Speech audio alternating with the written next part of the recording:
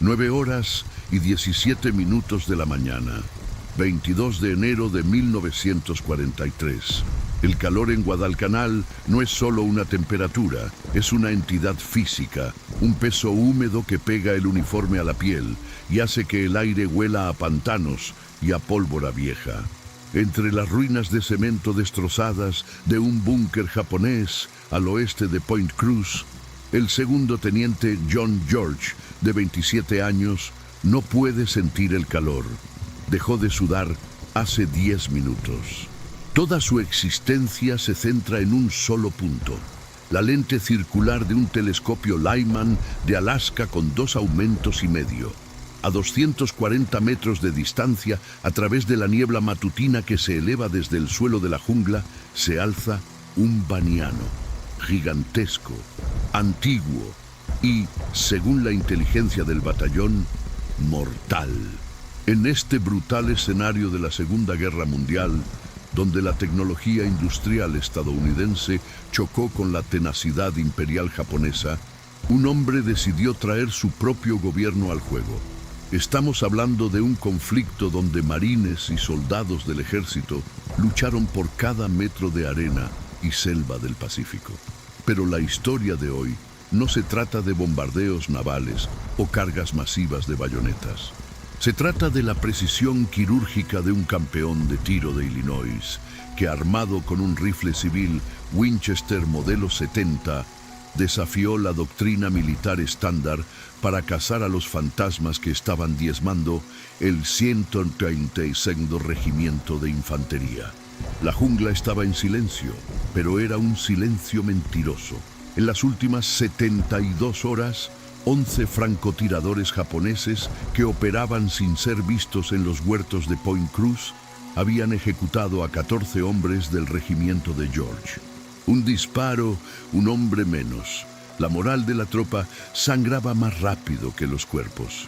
Y la única respuesta que tenía John George estaba en sus manos: un rifle de cerrojo de madera pulida que sus superiores llamaban juguete.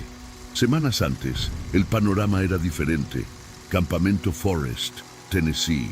El armero local miró el Winchester modelo 70 recién sin caja, montado con monturas Griffin & Howe, y preguntó con una sonrisa torcida: ¿es para ciervos o para alemanes, hijo?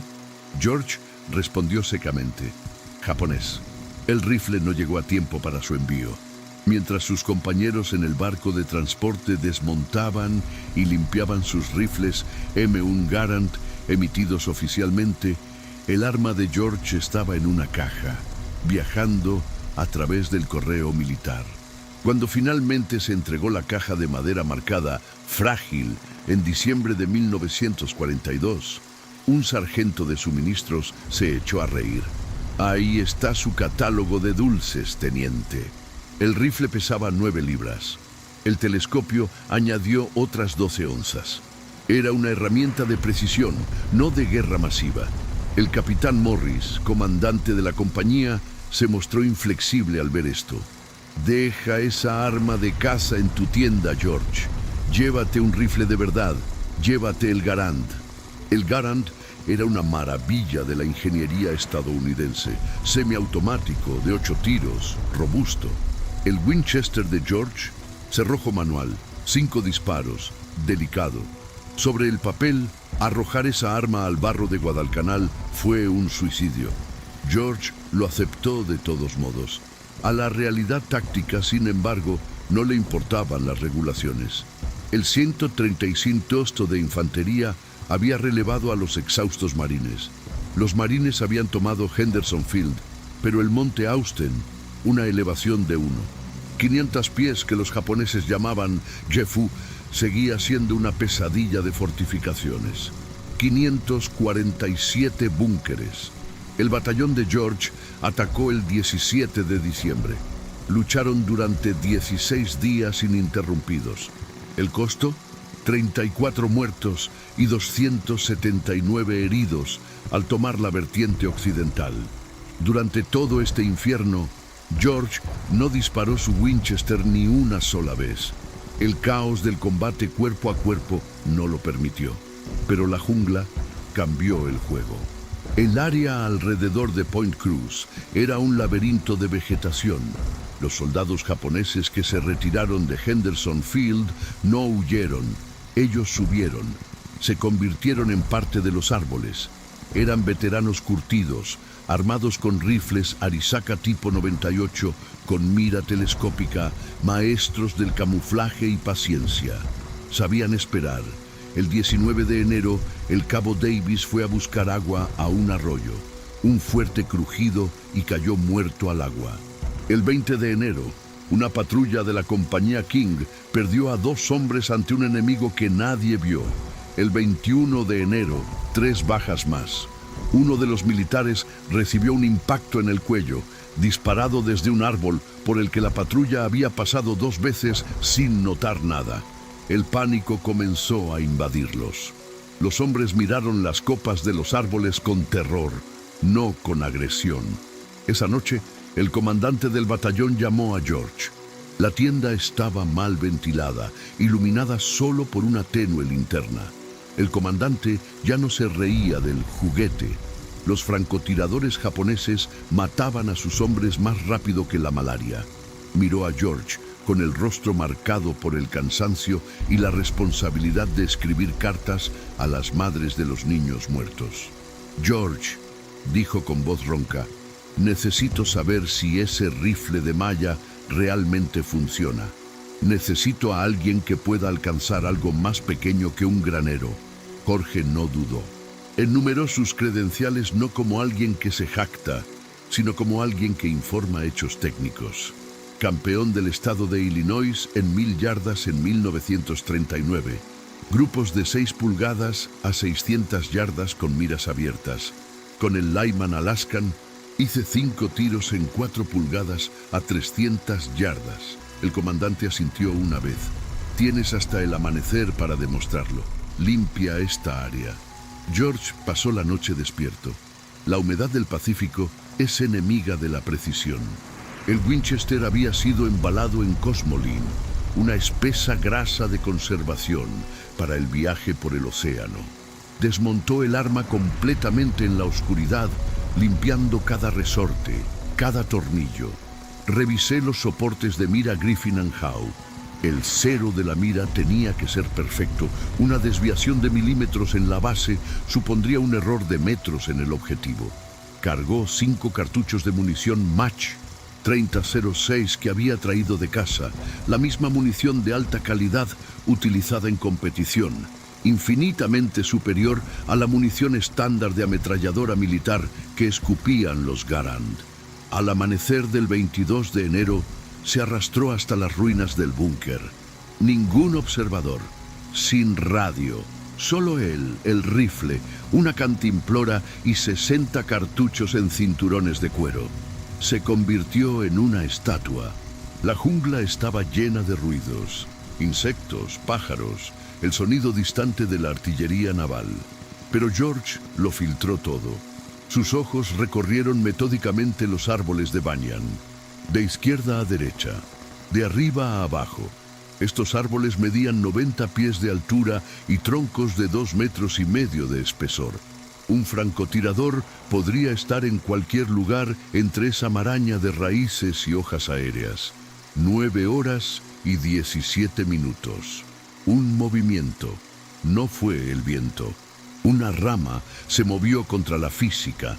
Un temblor antinatural de 25 metros de altura en un baniano a 240 metros de distancia. La respiración de George se congeló. A través de la lente vio el perfil de un casco enclavado en una triple bifurcación de ramas.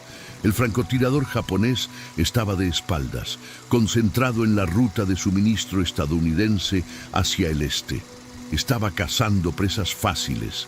No sabía que había llegado el depredador. George ajustó la torreta lateral de la mira. 2 clics a la derecha. El viento era apenas un susurro entre las hojas, pero a 240 metros, una brisa invisible empuja una bala de 173 granos, suficiente para convertir un disparo letal en un error vergonzoso. Controló su respiración, vaciando sus pulmones hasta ese punto de pausa natural donde el corazón se desacelera. El gatillo del Winchester, ajustado manualmente por él en Camp Perry años antes, carecía del arrastre áspero de un rifle militar. Se rompió como una delgada barra de vidrio helado. 3 libras de presión, aguda, inmediata. El retroceso del rifle fue un familiar empujón en el hombro. El estallido del disparo atravesó el monótono zumbido de la jungla. Un sonido seco y singular, diferente del rápido y metálico bang, bang, bang de los Garand semiautomáticos. A través del catalejo, George vio los resultados de la física aplicada. El francotirador japonés se estremeció violentamente. El cuerpo perdió la tensión y se deslizó de las ramas bifurcadas. Cayó a través del follaje, golpeando las ramas a su paso. Una caída de 30 metros que terminó con un ruido sordo en el suelo húmedo en la base del banyan. George no celebró, no suspiró aliviado. Su mano derecha voló hacia el cerrojo, tirando de él hacia atrás y empujándolo hacia adelante en un movimiento fluido de medio segundo. El cartucho de latón caliente salió volando y una nueva bala entró en la recámara. Mantuvo la vista fija en el catalejo. La doctrina japonesa era clara. Trabajaban por parejas, un tirador, un observador. Si ese hombre en el suelo era el tirador, los ojos del observador todavía estaban allí arriba, escondidos en el dosel verde, buscando frenéticamente el origen de ese disparo solitario. Las sombras de la jungla jugaban malas pasadas a la mente. Cada nudo de madera parecía un rostro, cada enredadera parecía un rifle. El aumento de 2 veces y medio del Lyman Alaskan obligó a George a barrer el área lentamente, sector por sector. 9 horas y 43 minutos. 26 minutos de tensión absoluta tras el primer disparo. Lo encontró. En un árbol diferente, 60 metros al norte del primero, pero más bajo, unos 15 metros. El segundo soldado japonés estaba cometiendo un error fatal. Se estaba moviendo. Intentó retroceder, bajando hacia atrás por el tronco, sabiendo que su posición estaba comprometida. George siguió el movimiento con la mira. Calculó la ventaja necesaria para el objetivo en movimiento. Se disparó. El segundo francotirador soltó el baúl y cayó de espaldas. Su rifle quedó atrapado en las ramas por un momento antes de seguir a su dueño al suelo. 2 tiros. Confirmadas 2 víctimas. George recargó. Sus manos no temblaron. Para él, no era diferente a una tarde de domingo en el campo de tiro de Illinois, excepto que las dianas de papel en casa no devolvían el tiro. Pero la guerra tiene una forma rápida de recordarte que no es un deporte. A las 11:21 de la mañana, la realidad explotó a 15 centímetros del rostro de George. Una bala japonesa impactó el saco de arena en el borde del búnker, arrojándole tierra y fragmentos de piedra a los ojos. El estallido supersónico pasó a centímetros de su cráneo. Se lanzó hacia la izquierda, presionando su espalda contra el frío cemento de la pared en ruinas. El corazón latía en la garganta. El disparo procedía del suroeste, desde un ángulo completamente nuevo. Había un tercer jugador en el tablero. George esperó. 3 minutos enteros inmóvil, limpiándote la suciedad de los ojos, escuchando. La regla básica del francotirador es disparar y moverse. Pero en esos árboles gigantes, moverse significaba bajar y exponerse. George apostó que el enemigo todavía estaba allí. A las 11:38 lo vio. Tercer árbol desde la izquierda. Un grupo de 5 banianos de 73 pies de altura. El francotirador japonés había cambiado de rama, pero permaneció en el mismo árbol. Fue su último error. George alineó la retícula sobre la forma oscura entre las hojas. El Winchester rugió por tercera vez. El tercer francotirador cayó sin hacer ruido. Al mediodía, el civil del rifle de juguete había eliminado a 5 francotiradores imperiales. La noticia se extendió por el batallón como electricidad. Los mismos marines que se habían burlado de su pedido por correo ahora se agolpaban, pidiendo ver el arma, pidiendo ver al mago trabajar. Jorge se negó. Los transeúntes llaman la atención atrae el fuego, dijo, ahuyentándolos. Al día siguiente, 23 de enero, llovió.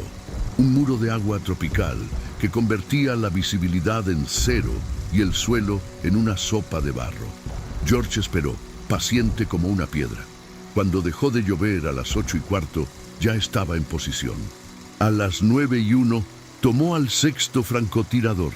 Los japoneses habían utilizado el sonido de la lluvia para trepar. Una táctica inteligente, pero escogieron un árbol a 290 metros de distancia. George compensó la bala que caía. El tiro fue perfecto, pero esa 6ª muerte cambió la dinámica de la batalla. Los japoneses se dieron cuenta de que no se trataba de un soldado corriente. Dejaron de enviar a otros francotiradores al duelo. Decidieron solucionar el problema con la fuerza bruta. A las 9:57, el aire se llenó de un aterrador silbido. Morteros. Habían triangular la posición de George por el fogonazo o el sonido de los disparos. El primer proyectil de mortero cayó a 40 metros de distancia, haciendo estallar barro y metralla. El segundo, 20 metros menos. Estaban caminando los tiros hacia él. El tercer impacto sería directamente contra el búnker. Jorge no dudó. Agarró el Winchester y echó a correr. No había ninguna dignidad en ello, solo supervivencia.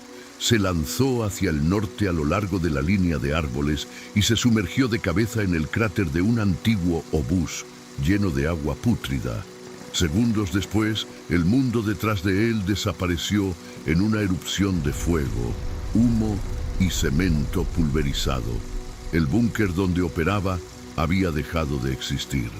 Salió arrastrándose del cráter cubierto de barro y se trasladó a una nueva posición, un árbol caído 120 metros al norte. Limpió la lente de la mira con la sucia manga del uniforme.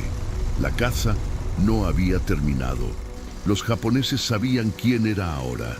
Sabían que había un depredador suelto. Y esa tarde enviaron a sus mejores hombres no a observar, sino a matar al americano con el rifle de madera. La dinámica había cambiado irreversiblemente. Ya no era tiro al blanco. Fue un duelo de vida o muerte. A las 4:23 de la tarde, George mató a su 7º objetivo. A las 5:41, el 8º. Este último era increíblemente alto, 24 metros. Buena vista, mala elección, la altura la recortaba contra el cielo del atardecer. Cuando el sol empezó a ponerse, el capitán Morris envió un mensajero a buscar a George. El oficial quería números. George, exhausto con el hombro dolorido por el retroceso y los oídos zumbando, informó: 8 muertes confirmadas en 2 días, 12 tiros, 8 muertes, 4 fallos. Morris miró el rifle civil, ahora sucio y rayado, con silencioso respeto. Pero las matemáticas de la muerte aún no estaban cerradas. Había 11 francotiradores operando en esa zona. 8 estaban muertos. Quedaban 3. Y estos 3 fueron los supervivientes, el más inteligente, el más peligroso. Y sabían exactamente dónde estaría George al amanecer. Las matemáticas de la supervivencia fueron crueles aquella mañana del 24 de enero. 11 francotiradores japoneses habían entrado en ese bosque. 8 murieron a manos de John George. Quedaban 3. Y en la selección natural de la guerra, los últimos que quedan nunca son los afortunados, son los mejores. Eran los veteranos que vieron morir a sus camaradas, que escucharon el seco crujido del Winchester y que ahora sabían exactamente lo que estaban cazando. No cometerían errores. Jorge lo sabía. Limpió su rifle en la oscuridad previa al amanecer, sintiendo el frío peso del acero. A las 5:30 de la mañana, bajo una llovizna persistente, se movió. No podía volver al búnker destruido ni al árbol caído. Eligió un lugar a 70 metros al sur, un grupo de rocas volcánicas que los marines habían utilizado como nido de ametralladoras semanas antes. Era una posición arriesgada, pero ofrecía cruzar campos de tiro. Se sentó sobre las rocas mojadas y esperó a que dejara de llover. A las 8:17 volvió la visibilidad y casi de inmediato George vio que algo andaba mal. Un francotirador japonés, el número 9, estaba encaramado en una palmera a 190 metros de distancia. Pero estaba bajo, a solo 12 metros del suelo. Gritaba amateurismo. Las hojas de palma ofrecían camuflaje contra los que estaban en el suelo, pero para George, en lo alto de las rocas, el objetivo estaba expuesto. Podía ver la curva oscura de los hombros del soldado. George alineó sus miras. Su dedo empezó a apretar el gatillo, pero luego se detuvo. El instinto gritó más fuerte que la oportunidad. Esto fue demasiado fácil. Un francotirador que ha sobrevivido 10 días de intenso combate no se expone a 12 metros de altura en una palmera evidente, a menos que quiera ser visto. Fue un cebo, una trampa viviente. George bajó el rifle lentamente. Si ese hombre de la palmera era el queso de la ratonera, ¿dónde estaba el gato? El verdadero asesino estaría colocado para cubrir el cebo, esperando el destello del disparo de George para responder. George comenzó a barrer los árboles circundantes, ignorando el blanco fácil. De izquierda a derecha, rama por rama. Fueron 11 minutos de tensión insoportable. A las 8:28 lo encontró. El verdadero depredador, en un baniano a 80 metros al noroeste del cebo, a 91 pies de altura. El francotirador número 10 estaba perfectamente escondido, invisible desde casi todos los ángulos, con su rifle apuntando a la antigua posición de George. Estaba esperando. George tenía un grave problema táctico: el rifle de cerrojo. Si disparaba al señuelo, el verdadero francotirador vería el movimiento.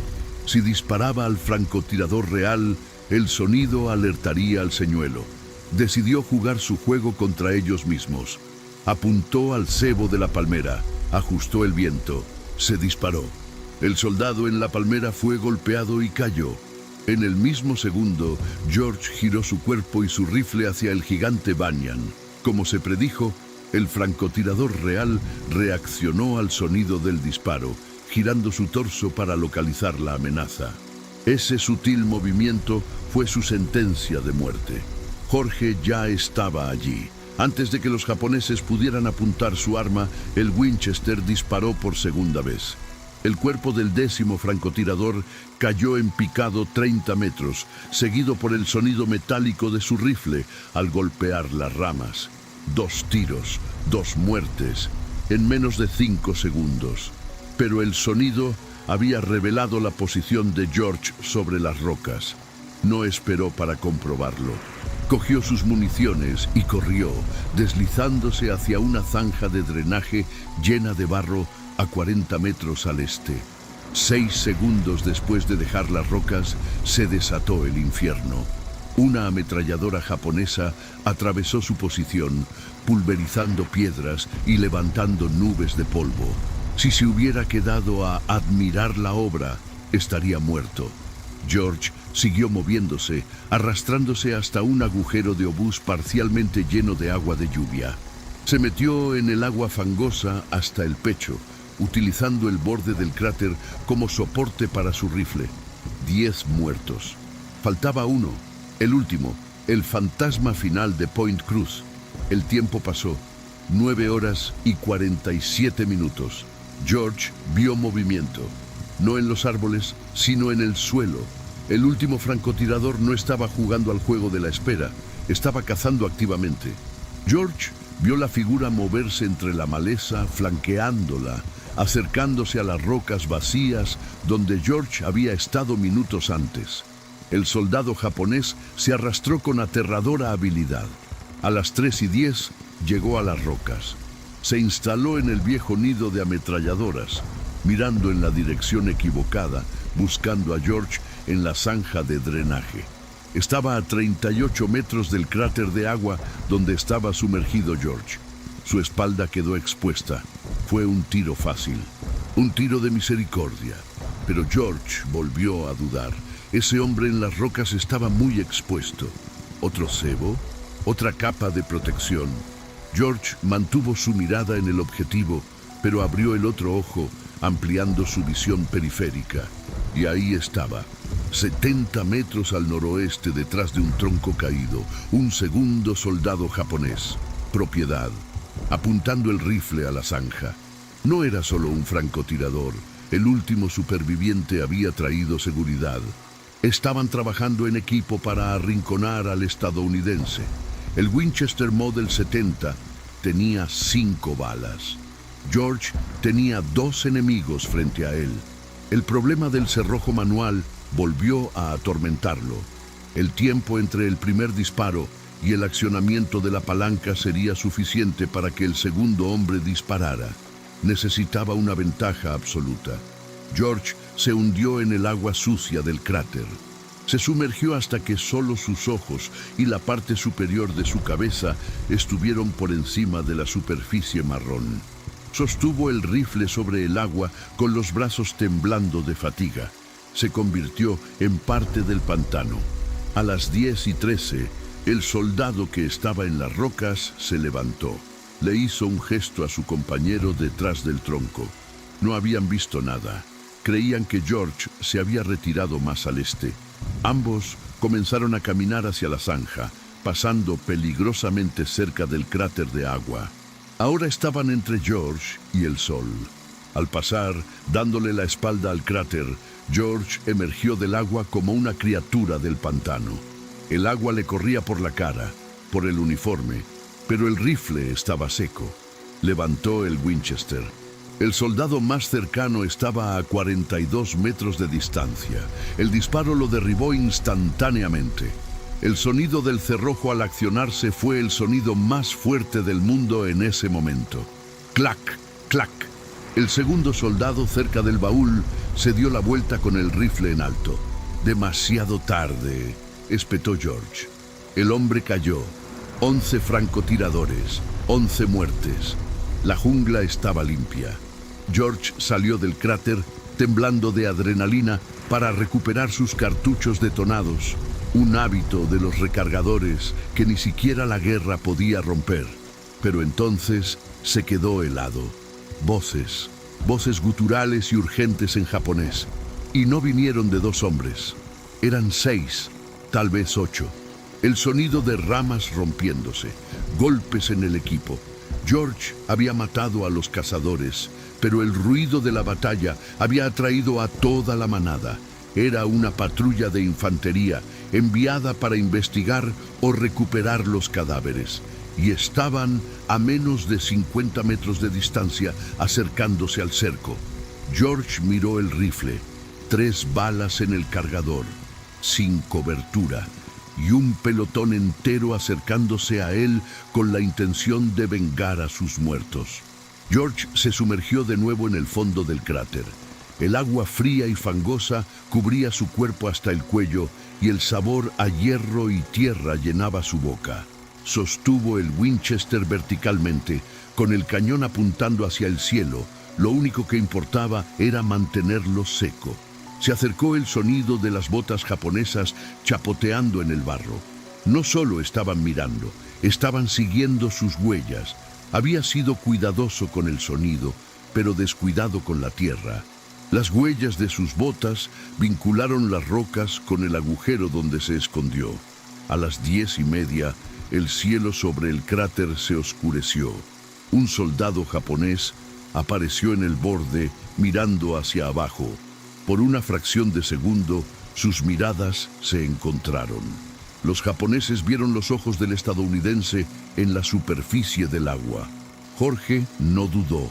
Disparó desde dentro del pantano. El proyectil atravesó el torso del soldado, arrojándolo hacia atrás. Bajo el agua, las manos de George trabajaban frenéticamente. Cicló el rayo submarino. Clac, clac. El agua amortiguó el sonido mecánico, pero la acción funcionó.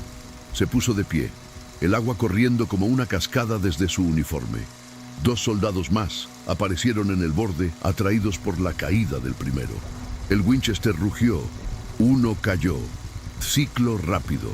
Otro tiro. Cayó el segundo. 3 tiros.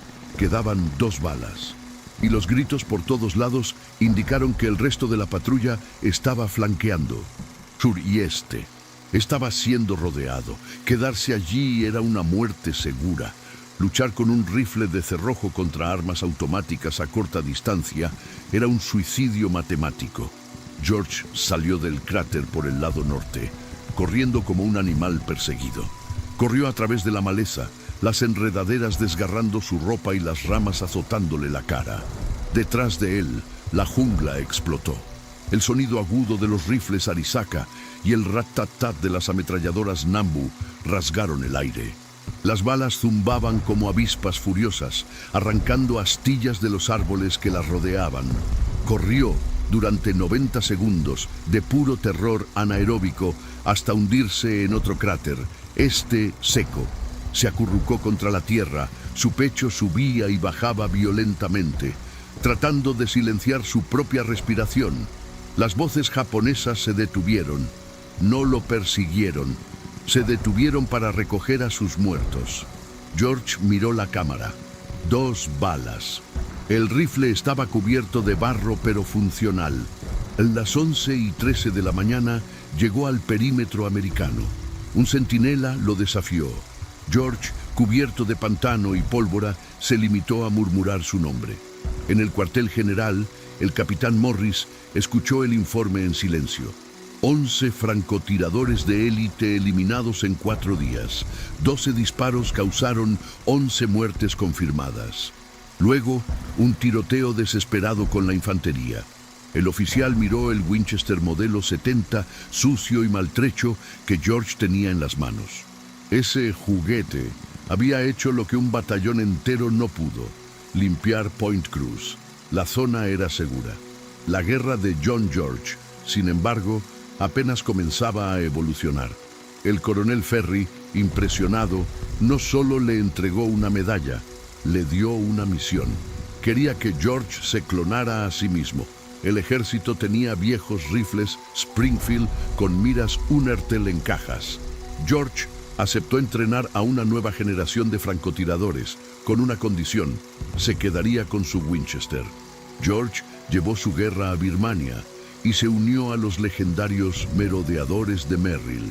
Allí modificó su rifle, cambiando la culata de madera por una sintética primitiva y la pesada mira por una Weaver 330 más ligera, cortando cada gramo posible para las largas marchas por la jungla. Sobrevivió a la malaria, al cansancio y a emboscadas donde la visibilidad se medía en metros, no en yardas. Pero algo quedó claro en las campañas de 1944. La guerra estaba cambiando. El conflicto se estaba volviendo industrial. El rifle M1 Garand y más tarde las armas automáticas dominaron el campo de batalla. El volumen del fuego estaba reemplazando a la precisión quirúrgica. El artesano de la muerte, el cazador solitario con su rifle de cerrojo, se estaba convirtiendo en una reliquia en un mundo de destrucción masiva. George vio el futuro y en él no había lugar para el individualismo de su Winchester. John George sobrevivió. Regresó a casa, guardó el rifle en un baúl y se dirigió a Princeton. Se convirtió en diplomático, académico. Vivió en África y en Washington. Rara vez hablaba de Point Cruz, pero en 1947, temeroso de que el arte del tiro de combate fuera olvidado, escribió Disparos con ira, un manual técnico disfrazado de memorias, nada de héroes de película, solo balística, sudor y la brutal verdad sobre lo que sucede cuando un hombre decide no cometer errores. Falleció en 2009, a los 90 años. Hoy en día, si vas al Museo Nacional de Armas de Fuego en Fairfax, Virginia, pasarás por hileras de armas famosas. Pero en un discreto escaparate, ahí está, el Winchester modelo 70. La culata tiene señales de uso, El metal perdió su brillo. La mayoría de los visitantes pasan por allí pensando que es solo un viejo rifle de caza que alguien dejó allí. Están equivocados. Ese trozo de madera y acero es una prueba física de que incluso en la era de las máquinas, la artillería y la tecnología abrumadora, un solo hombre, con la herramienta adecuada y una habilidad inquebrantable, puede detener a un ejército. Es el testimonio silencioso de 4 días de enero de 1943, cuando la selva de Guadalcanal dejó de hablar japonés y aprendió a temer el sonido de un fusil civil. Para que la historia de hombres como John George no quede sepultada por el tiempo y el olvido, comparte este vídeo. La memoria es la única medalla que dura para siempre.